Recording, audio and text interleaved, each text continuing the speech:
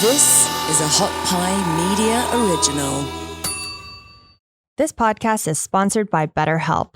BetterHelp assesses your needs and matches you with your own licensed professional therapist, and you can start communicating with them in under 48 hours. It's not a crisis line. It's not a self-help line. It's professional therapy done securely online. With a broad range of expertise, which might not be available in local markets, the services are available for clients worldwide. You can log into your account anytime and even send messages to your therapist. You'll get timely and thoughtful responses, and you can schedule weekly online video or phone sessions, so you won't ever have to sit in an uncomfortable waiting room again. BetterHelp is committed to facilitating great therapeutic matches so that they make it easy and free to change therapists if needed. It's more affordable than traditional therapy, and financial aid is available. BetterHelp wants you to start living a happier life today. Visit their website and read their testimonials. Visit BetterHelp.com/SSS. That's BetterHelp.com/SSS, the code for Stop Self-Sabotage, and join the over 1 million people who've taken charge of their mental health. In fact, so many people have been using BetterHelp that they are recruiting additional therapists in all 50 states. So don't forget, the special offer for Stop Self-Sabotage listeners is to get 10% off your first month at BetterHelp.com/SSS.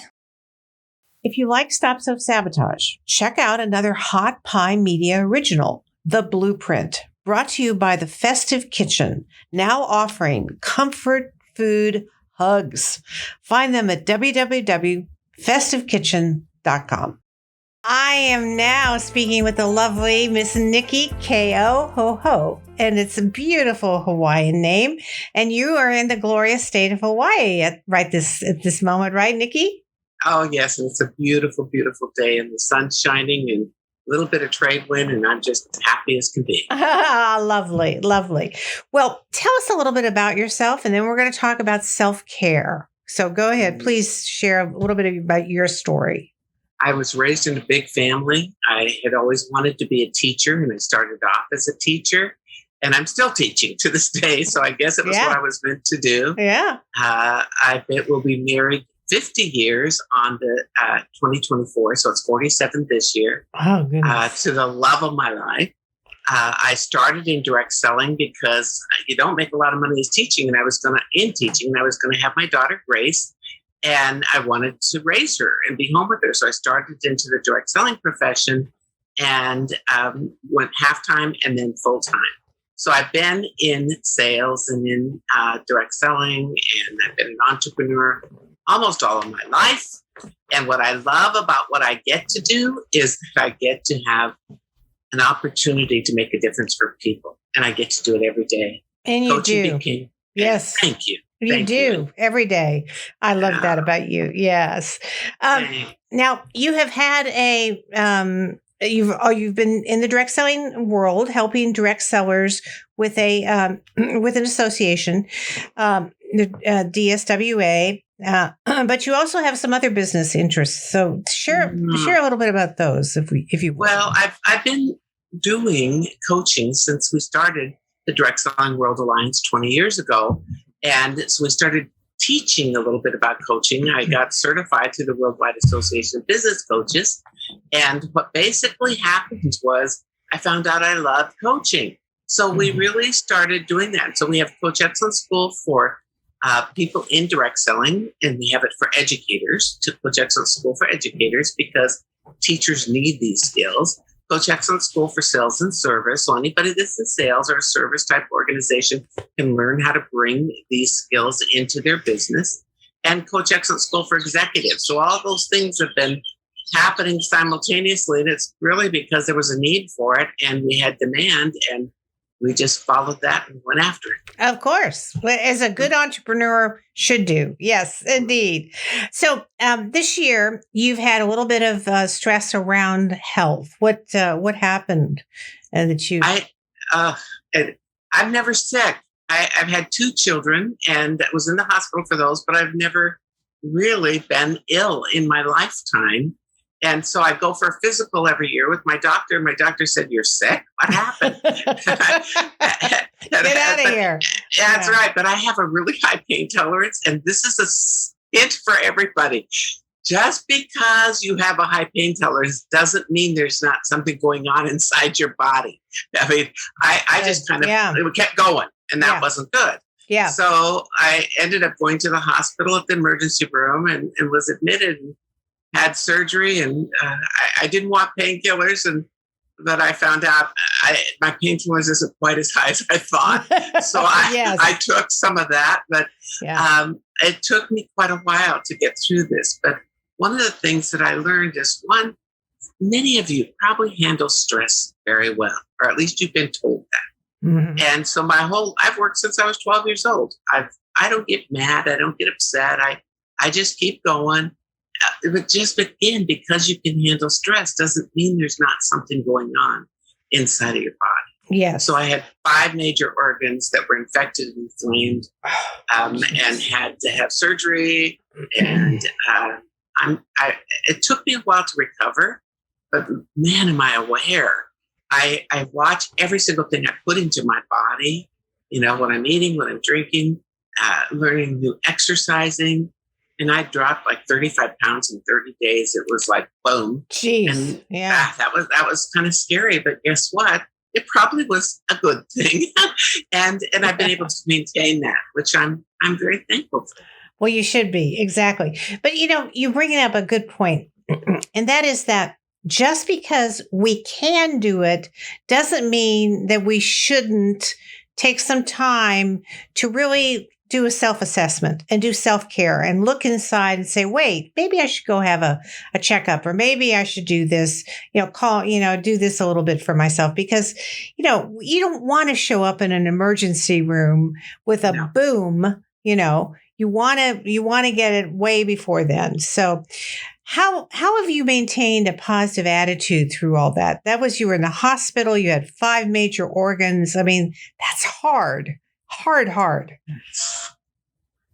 I've always been very fortunate that I'm able to spin things in my own mind on what I focus on. I was focused in that hospital on being in a beautiful place with good care, kind people around me, doctors that I was confident in. I was focused on getting well. It didn't enter my mind, although they told me later I very easily could have died from this whole thing. But that's not what I was focused on. I was thinking, what am I going to do when I get out? How am I going to go forward from this? What will I do differently? So I was focused on now and the future, not about the past. And I think that makes a difference. Focus on now and the future. And that's how you managed your thoughts when you were in the hospital. And that kind of positivity then do you think it made you heal faster? What do you think happened? Of course. And my doctor told me that. My doctor was so funny because he said to me, Nicki, I was just so curious about you, because every time the cleaning lady would come in, or a nurse or somebody, you always thanked them, you acknowledged them, even though you could hardly talk. You looked for a way to find goodness and good in other people. So he said, never in my life have I looked up somebody on LinkedIn and Facebook and all that. And he goes, I looked you up because I was so curious, because I thought, what I'm seeing, there's something more here. And he goes, now I know. You would have known every person on that floor. You would have been visiting people. You would have been cheering them up. You would have been assisting the nurses. Whatever you could have done, you would have been there. He goes, that's who you are. And I said, yeah, that's true. Well, and to your point, I mean, doctors don't see that. They see very people in pain, obviously, and they're not being positive, or they're in it and they can't see their way out of it. So because of your ability to transcend that and to predict that you had a good future out there, that moved you through, and I love that.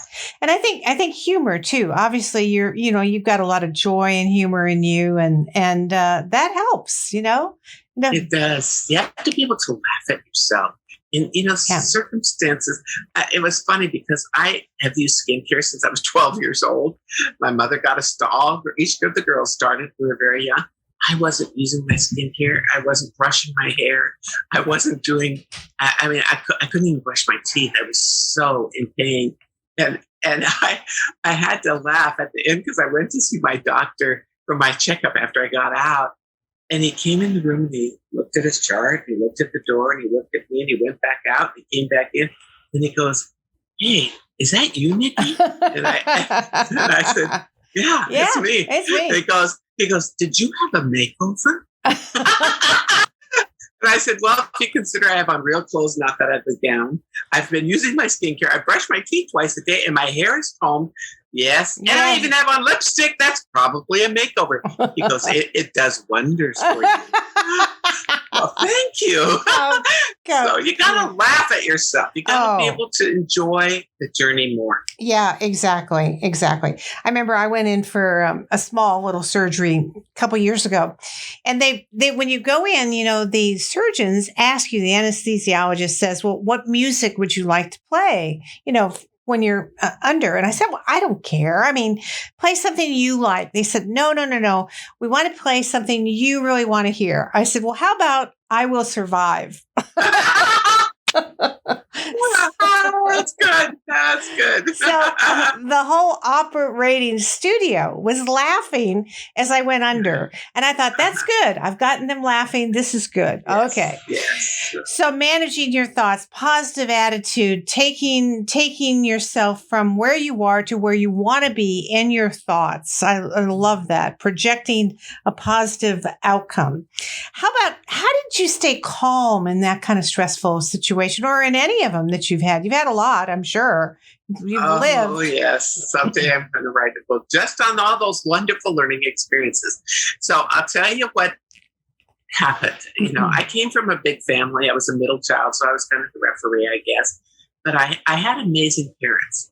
My father was a genius, brilliant man with very few words. But he taught us valuable lessons. And my mother was very outgoing and fun and creative, and she taught us valuable lessons. One of the best lessons I ever learned from my dad was that when emotions are high, logic is low. And how that kind of came about was he had a business, and I was sitting outside his door as his assistant when I was like 13 years old, and taking care of his calendar and these important things, opening the mail, And one day he came out of his office and he said, Nicki, I need to go down to Hermiston. And I said, well, it's not in your calendar. It's like, you better follow the rules here, It's not in your calendar. He goes, I know. I said, well, what's going on? He goes, well, the store's on fire. Oh, geez. That's exactly how he said it. Well, the store's on fire. Oh, my God. I wasn't real calm in those days. I hadn't developed these skills yet. And I said, oh, no, what are you going to do? He goes, Nicki, I'm going to assess the situation, take some notes, decide what are the next steps, and come back and handle that. I said, okay. Yeah. So I'm sitting there, and he comes back. I said, what happened? And he goes, it burnt. And I said, well, how bad? To the ground. Oh, my gosh. And I said, well, what are you going to do? He goes, Nicki, I'm going to do what's on my list. He said, I'm going to go and follow the steps in this process. Something very important. This is a life lesson for you. It's exactly how he said it. Stopped in the middle of all this chaos. And he goes, Nicki, when emotions are high, logic is low. Yes. So when you are in a highly emotional state, you can't think. Other people can run circles around you. That is not good for you. And he said, especially if it's a high drama situation and you are in high drama, you can never outthink that other person or that other situation. Right. Yeah. So I learned a way to help people with this, because some people, just, you can say a concept, but they need a tool to keep them on track. So through your physiology. So if you're watching this right now, just put your right hand up in the air, and just say this with me. When emotions are high, because this is where your emotions are in your brain, right side of your brain. When emotions are high, logic is low. Okay. When emotions are high, logic is low.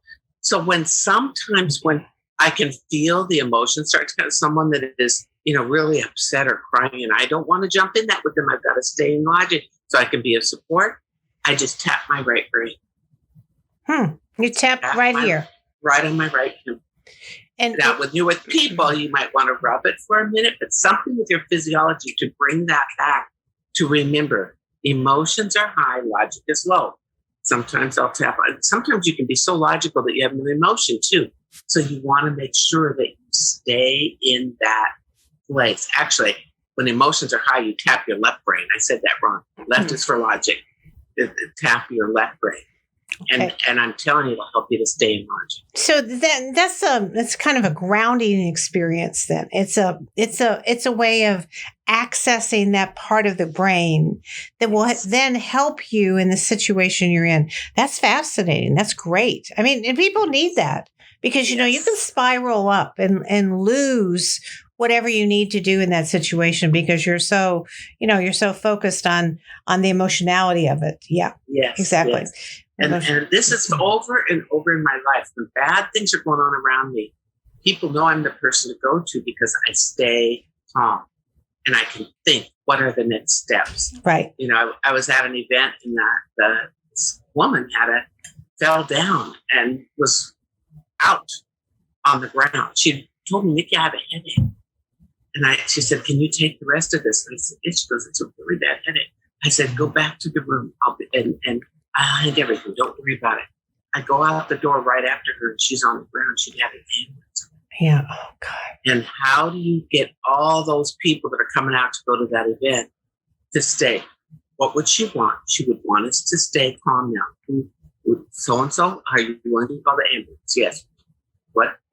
Each person knew what to do. We all went back and prayed together for her and she lived.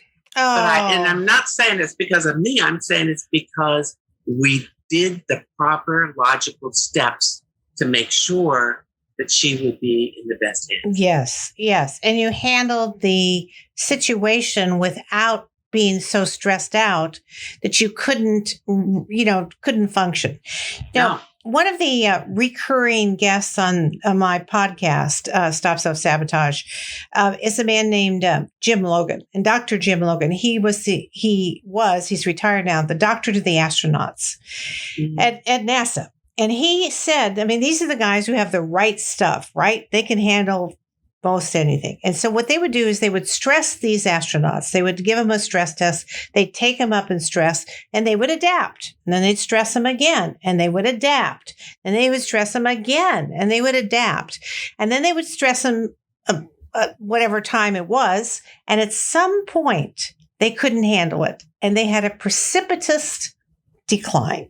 And that was the perfect specimens of the world, you know? Yes. So all of us have some kind of parameters on that, but to stay calm and to manage the situation rather than escalating way up there and then falling off is the right way. Well, congratulations. And so left one. Logic. Yeah. I learned all that from my parents.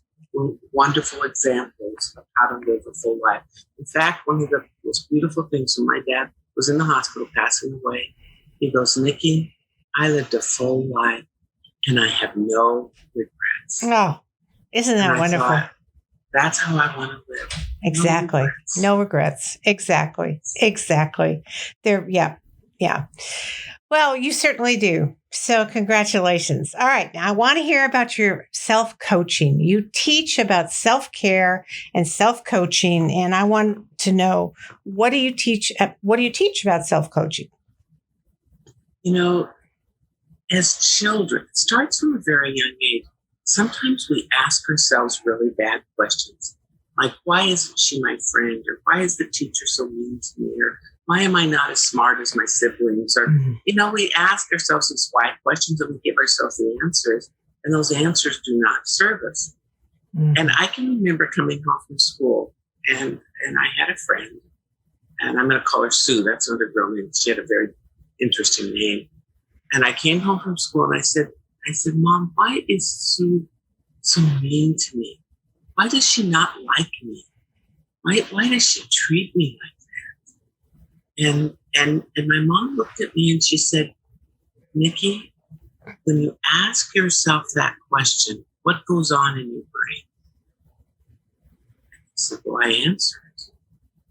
Because your brain searches 6 to 7 times harder to find an answer to a question than it does with just information statements. So you find that answer and you speak it out. It may not be out loud, but it's going on in your brain. So what is that doing to you?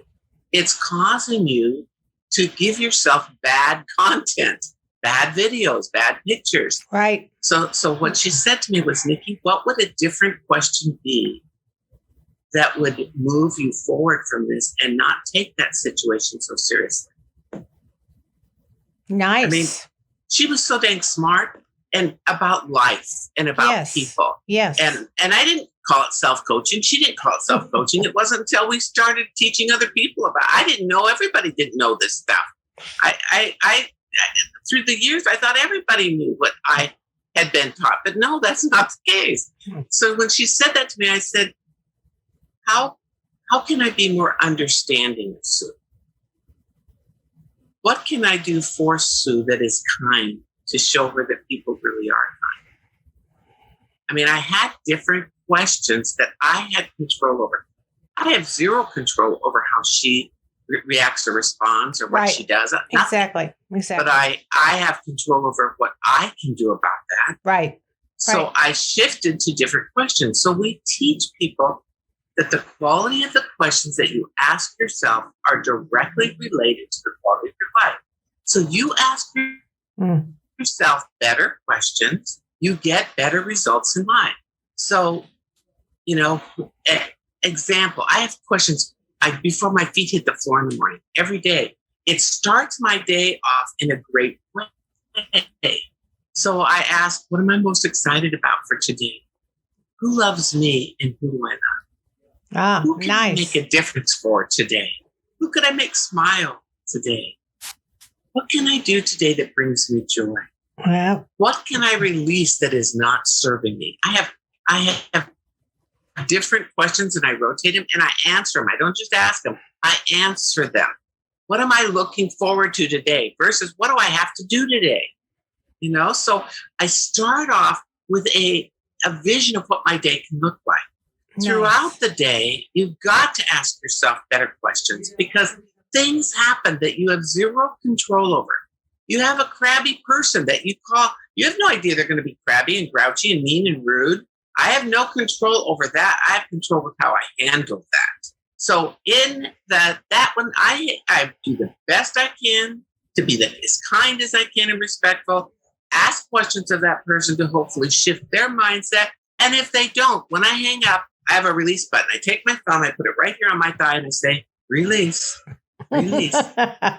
What do I have control over regarding that person? Zip. Zero. So, exactly. Yes. So what can I do to let go of that situation right now so I can show up at my best for the next person I call? I love that. So what you're really saying here that I just love is that sometimes the why questions only lead us down a path of self-criticism. Yes, they have judgment. They have judgment. Perceived judgment or perceived or judgment. Exactly. And it may not be right, but it's still judgment. Yes. So the whys we almost never know because we don't know somebody else's why. We don't know. No. It could have nothing to do with us. But what can I do has everything to do with us, or how can I approach them? So the what's and the hows are where we want to go. We want to stay away from the whys. Who, what, when, where, how. Your questions begin with who, what, when, where, or how. Any of those 5 words are open-ended, no judgment, and leave us with new thoughts and space to create a new scenario in life. Yes. I just know that so many people stay, like through pandemic, a lot of people were depressed and anxiety. I think I thrived through pandemic. I took a whole bunch of new courses, got certified in a lot of different things. And I was loving, I called it being on staycation. I was at home with my family. It was beautiful. Not saying, why did this happen to me? Why did everybody cancel my live speaking events? Why is that normal workload not coming in? No, it was, what can I do with the time I have? Yes. How can I be more present with my grandchildren? Yes. Different questions. I do need to say the evening questions are the most important questions. The what? What you say before you go to sleep at night. Oh. What you put into your brain the last 45 minutes of every day is critical to what you can expect to have happen the next day. So if you're watching murder, rape, the news, fighting, junk on TV that is drama. I just I didn't watch all the politics because if somebody died, I'd somebody tell me. But I didn't really need all that drama in my life. I chose not to watch it. But that last 45 minutes, I put good things into my brain. Both my husband and I. I love that. So ask ourselves better questions. Whose life did I make a difference in today? What was the best thing that happened? Thank you. What was the best thing that happened today? What am I looking forward to tomorrow? I love those. Like hundreds of questions. Who loves me and who do I love is every day. Yes. How can I show up at my best tomorrow? Yes. If I look for the good in today, it's called the flick back, flick up technique. Flick back to the day with what went well and moving into the next day. Even with your children, people say to their kids, "How was your day?" "Oh, fine." Or "Johnny kicked me in the knee and I fell and the kids were teasing me," and all that drama. So what was the best thing that happened at school today before they go to sleep? So they have fond memories of that day. And when they say lunch, then you gotta, and what else besides lunch? Because our recess, and what else besides recess? But then we flip them into the next day. What are you looking forward to tomorrow? I've done that with my grandchildren since they've been very young. And now they know. Flick back and flick up. Or forward. Flip to the next day. Flick back and flick forward. I love that. That is so great. I used to do a variation of that about tell me the top 3 things that happened today. Yeah. Yes, but it's just the focus, and it's you taking charge of the focus. And it's one of the reasons I think that people don't really want to be around people who complain all the time. It's just so toxic. We don't want to live in negativity. Even if we love them, we want them not to go there because it takes us with them. It's hard to live in that. So we need to flick back and flick forward. Yes. Yeah. Because here's the thing with that. The negative people in our lives, sometimes we'll say, "Well, how are you doing?" And then they go into a dissertation. "Well, this is that's happening. My kids are doing this." The 90 things of what is awful in their life. And really, when people say, "How are you doing?" they're waiting for you to say fine so they can move on. So I don't ask, "How are you doing?" What's the best thing going on in your business right now? What's the best thing that's happening in your life today? Nice. I like that. That takes those thoughts and moves them.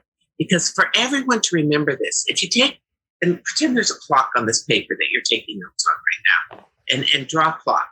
At 12 o'clock, do a little thought bubble and write the word thoughts. Everything starts with our thoughts. Our most current thought is the most important thought. Not what you thought 5 minutes ago, not what you thought last year. What you're thinking right now will affect your future big time. So at 12 o'clock, we have a little thought bubble. Draw a little arrow down, and at 3 o'clock, put feelings. Draw a heart and put feelings. Because people move to action based on emotion. So what we're thinking about leads to our feelings. So if we're thinking, nobody likes me, then what am I feeling? Well, why should I bother to go out? Why should I go to that party? Because no one's going to talk to me anyway. So that drives my down at 6 o'clock, put a little lightning bolt, put action in action. So thoughts lead to feelings. Feelings drive my action and are in action. And at 9 o'clock, put the word results. Because action in action leads us to results or no results. And it all goes back to our thoughts.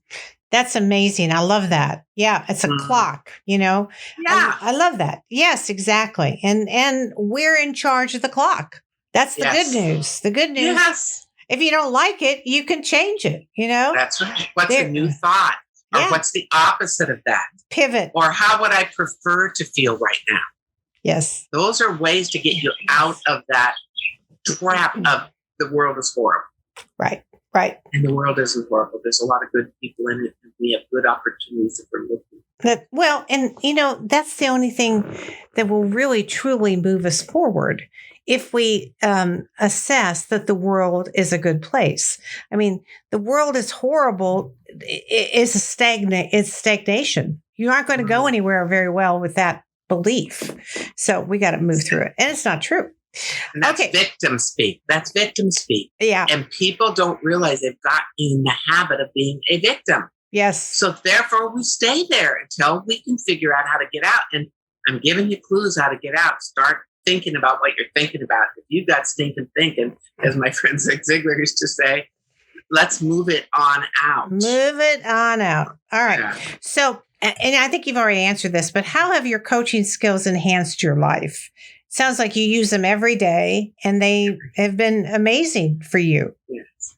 It's my coaching of myself and of other people. Mm-hmm. With it just is like, I feel I have a gift, and this gift I want to give. I want to make a difference in people's lives with her. Yes. So I'm going to tell you a quick story because this is the idea of how to use this in your life. Okay. My oldest grandson was in an accident, an explosion of gas, and he was burnt from head to toe. Oh. And he passed away on the way to the hospital, to the emergency room the first time. They got him back, and then they took him by ambulance to the Straub Burn Trauma Center here in Hawaii. And they got him back. He was hooked up to all this equipment in a coma. And when we got the message, we went, and the doctor met us in the room. And the first thing he said was, if this boy lives, he'll never be the same. He won't look the same. He won't be the same. You need to understand that his ears were all burned, his eyes, his face, everything. Hard to look at because it swells so bad. And I said, sir, may I speak with you outside? And I stayed calm. My daughter was, pretty hysterical. It's a pretty traumatic thing to experience. And I go out with the doctor and I said, this is our request that you never say something like that again in front of him. And he said, he can't hear, he's in a coma. And I said, you don't know that. We believe he can. So our request is that you please never, ever say something negative in front of him. If you've got something negative to say, we'll go outside and you can tell us whatever you want to tell us. Right. Just not in front of him. Right. So that was the start of the whole deal. And he thought we were kind of silly. And I said, also, I'm asking you to talk to all the nurses and anybody else that enters this room. And even the first day the nurses go, the energy is different in this room. It's a very positive place because we all agreed not to cry and all of that. Well, throughout this about 3.5 weeks of being in a coma, we coached Isaiah in that room while nobody else thought he could hear. And we would say, I had a specific one, Grace had a specific one. Mine was, Isaiah, where's your favorite place in the world? Go there for a minute. What do you hear? What are the sounds that you're hearing? And then you wait and let him in his mind go there. What do you smell? I love that. What is your body feeling like? So we had these so silly questions. When he came out of the coma, it took about 4 days because he couldn't talk because of all the tubes in his throat. And he looked at me. I was in there. We all took turns being with him, all that we could. Because at night, when you have a burn, they take you and they scrape your body like with a grater. Highly painful. They scrape it and hose you off, try to get off all the dead skin. Right. So we couldn't be there at night. That was usually 4 to 5 hours of that every night. Oh. And he said, Mimi, when they would take me in to work on my skin, I went to that place in my mind. Yes. I was on Kailua Beach, our beach. I could smell Papa's barbecue. I could hear my siblings laughing. The water was cool. My body was cool. Nice. You're burnt from the inside out. He said, I felt that coolness on my body. I felt safe. My family was around me. He said, that's how I got through all of that. And the nurses commented, he just puts up with that. He doesn't even flinch, nothing. Even after he was out of the coma, he handled it because he knew how to get himself through it.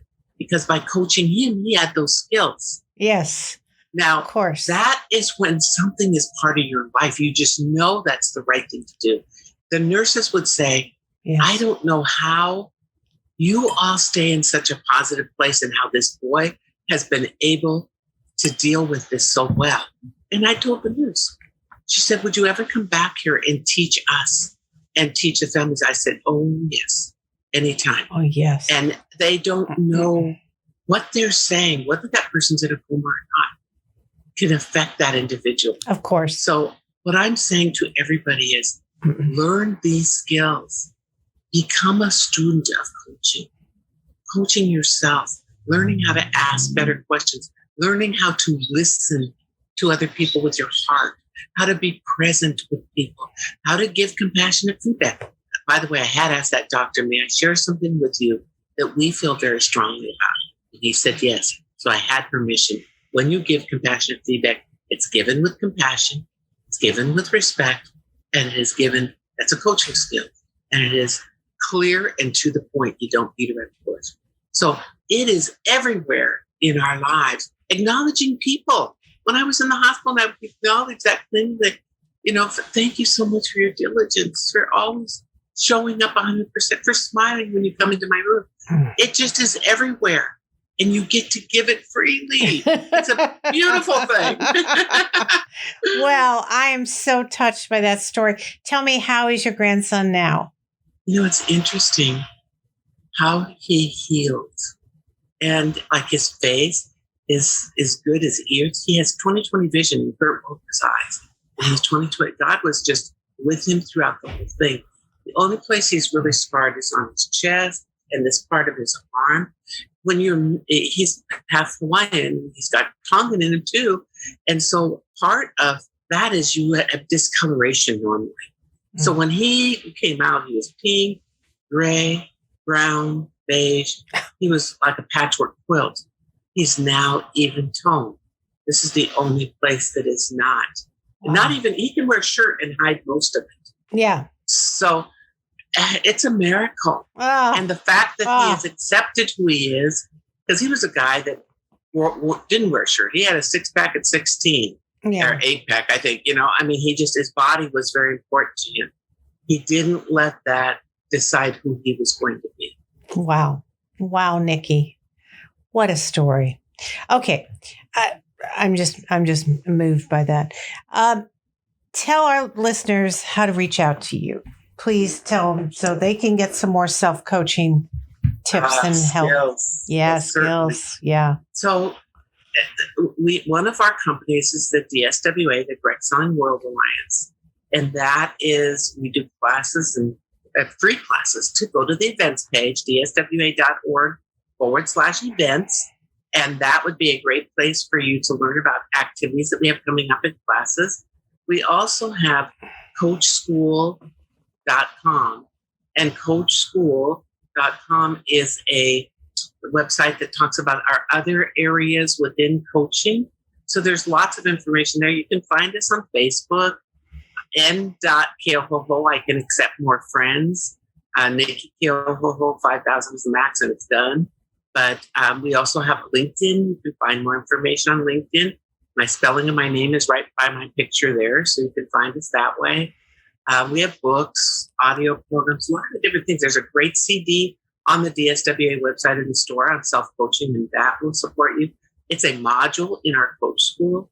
So there's a lot of places. If you just want a better life, if you want to learn how to manage your thoughts, if you want to be the best parent or daughter or son to your parents that you can be, this isn't just for your business, it's for your life.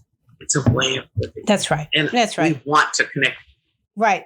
And you're doing coaching for lots of people, whether they're in direct selling or not. That's just where you've started and made your such a major impact.